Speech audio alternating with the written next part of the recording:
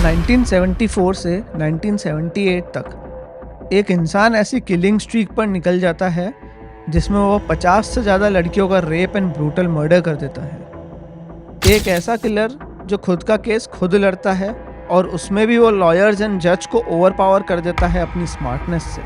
उसको born to kill का title भी मिलता है क्योंकि मानो लड़कियों को मारना उसका मिशन हो।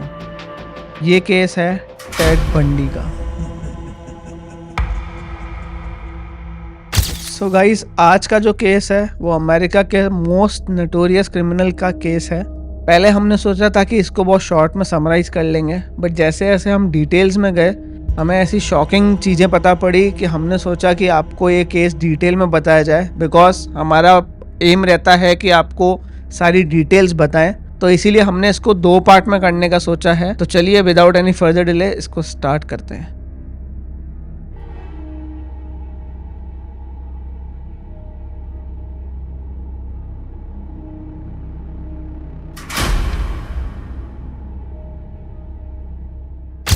नवंबर 1946 को बर्लिंगटन यूएस में 22 साल की Louise Cowell Elizabeth home for unwed mother में एक बच्चे को जन्म देती है जिसका नाम होता है Theodore Robert Cowell. Ted's father was unknown and social stigma से बचने के लिए उसकी मॉम उसको Elizabeth home for unwed mothers के एनजीओ में ही छोड़ कर आ जाती है। लुइस के पेरेंट्स के बहुत फोर्स करने के कारण 3 महीने बाद वो टेड को अपने घर पे लेके आती है, बट टेड को यही बताया जाता है कि जो उसके ग्रैंड पेरेंट्स हैं वो उसके पेरेंट्स हैं और जो उसकी मॉम है लुइस वो उसकी एल्डर सिस्टर है। जब टेड 4 साल का होता है तो उसकी मदर उसको लेके टोकोमो वाशिंगटन शिफ्ट हो जाती है, बिकॉज वो शादी कर लेती है एक मिलिट्री कुक से जिसका नाम होता है जॉनी बंडी, और यहीं से उसको उसका सरनेम मिलता है टेड बंडी।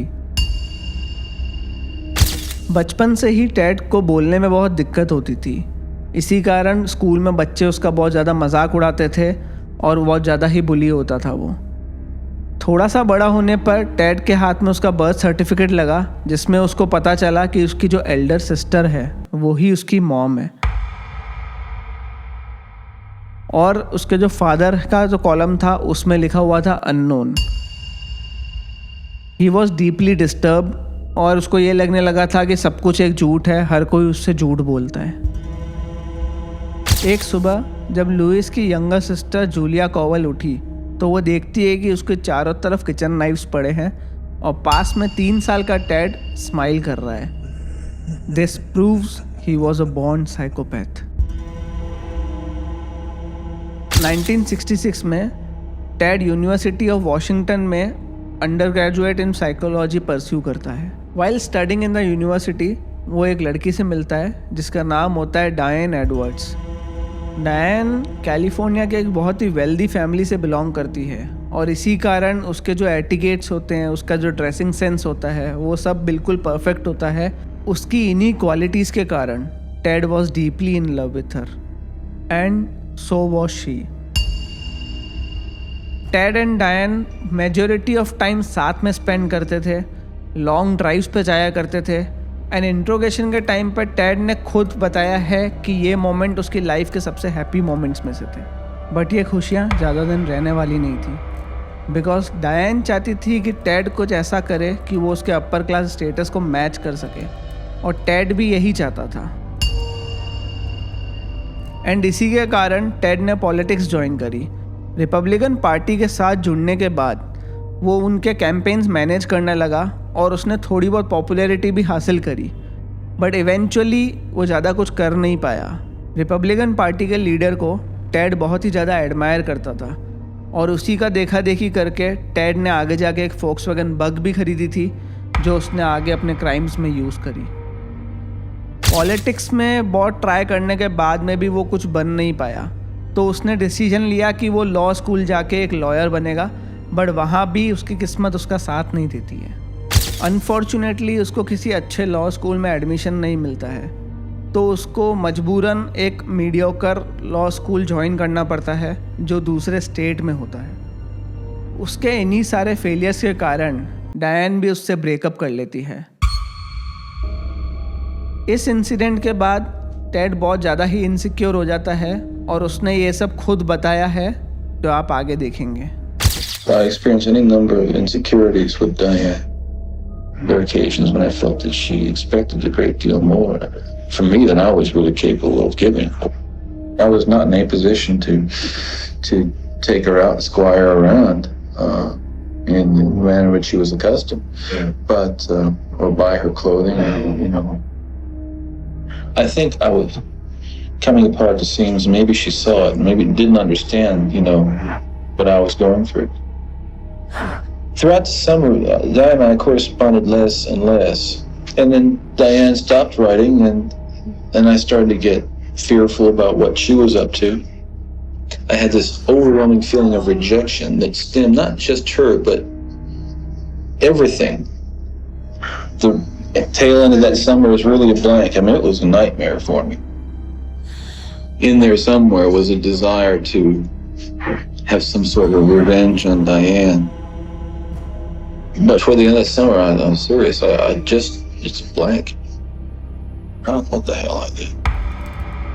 उसके बाद डायन सिएटल छोड़कर चली जाती है और टेड बहुत ही ज़्यादा अकेला और डिस्टर्ब्ड हो जाता है। Something changed in him. डायन से ब्रेकअप के कुछ महीनों बाद भी टेड मूव ऑन नहीं कर पाता है। उसके अंदर जो डायन को लेके ऑब्सेशन होता है वो रिवेंज में कन्वर्ट होने लग जाता है और इस फीलिंग से टेड खुद अनअवेयर होता है।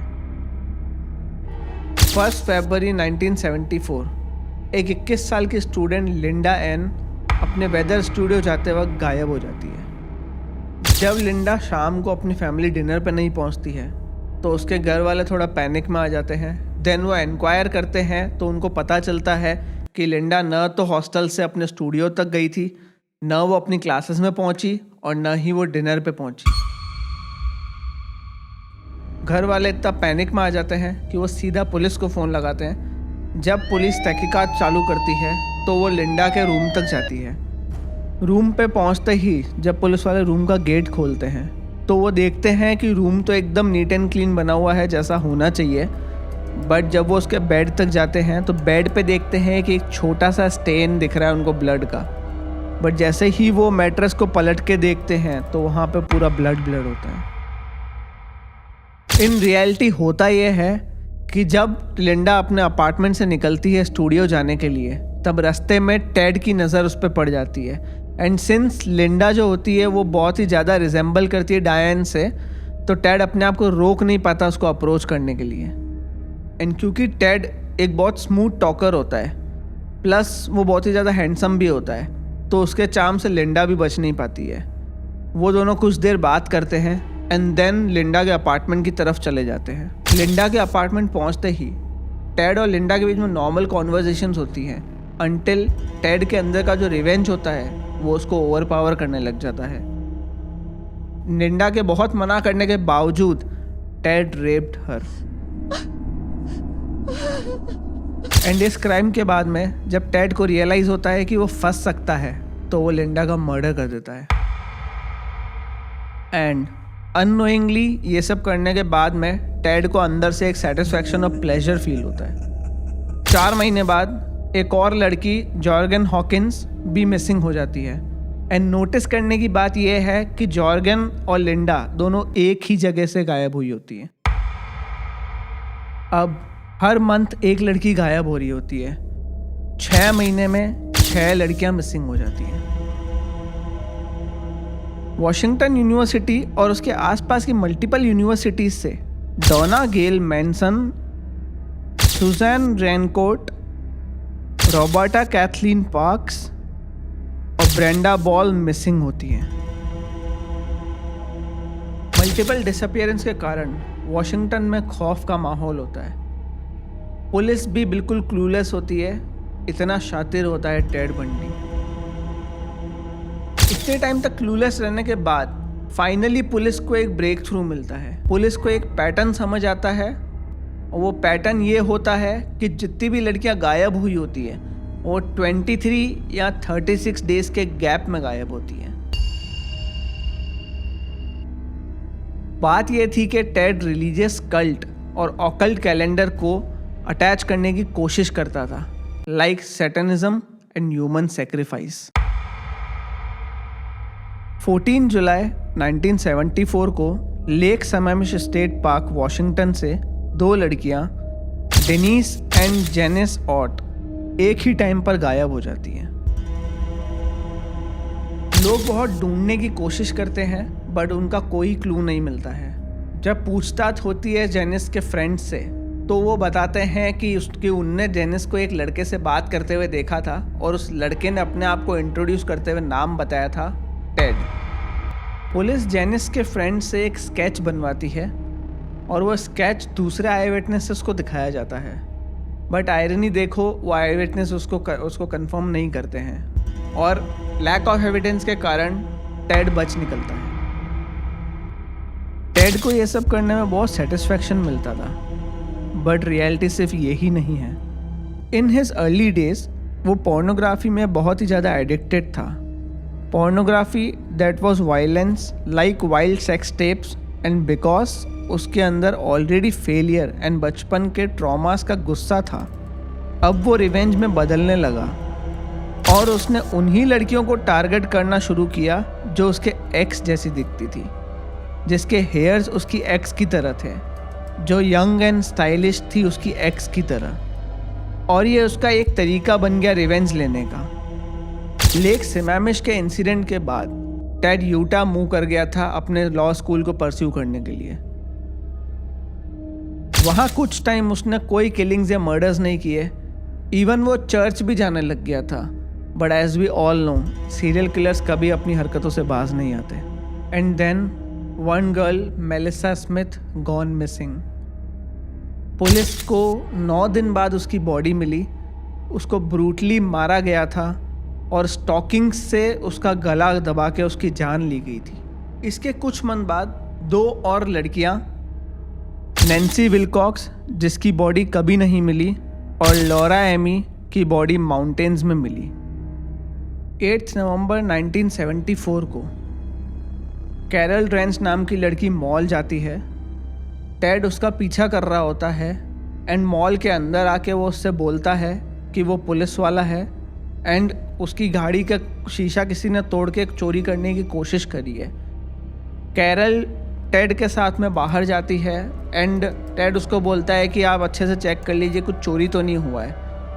कैरल कार के बाहर से ही सामान देख के बता देती है कि नहीं कुछ चोरी नहीं हुआ है, बट टेड इंसिस्ट कर रहा होता है उसको कि कार के अंदर जाके देखो।